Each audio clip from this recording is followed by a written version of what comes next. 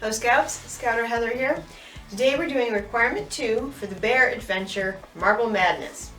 Requirement 2 is learn about 3 different marble games and learn how to play one of them. Learn how to keep score, learn and follow the rules of the game, and play the game with your family or friends. Now there's 3 games mentioned in the book. One is called Ringers. Now this is probably the marble game that most of us are kind of familiar with. Usually you're supposed to make it in a big 10-foot circle, and then you put the marbles in the middle and you take turns standing on the outside of the circle with your shooter trying to hit the marbles out of the circle. You of course get to keep the marbles that go out of the circle, and you get to keep shooting as long as your shooter marble doesn't go out of the circle.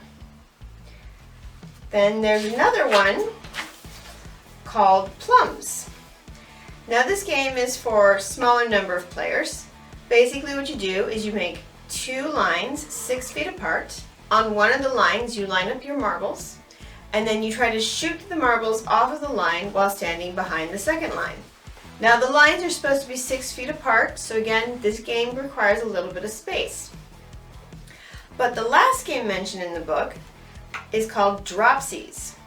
And this one is a smaller playing area, as you only need a square that's 2 feet by 2 feet. Then what you would do is you would put your marbles inside the square, and unlike the other games where you would shoot the marbles on the ground, this one you're actually going to take your shooter and drop it from waist high. Again, the idea is to get the marbles to go out of the barrier that you've made.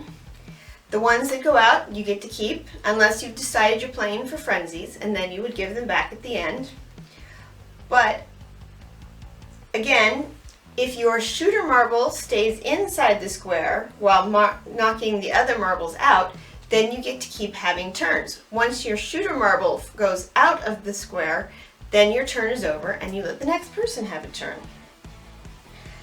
Now I found some more examples online, and I'm sure you can find plenty for yourself.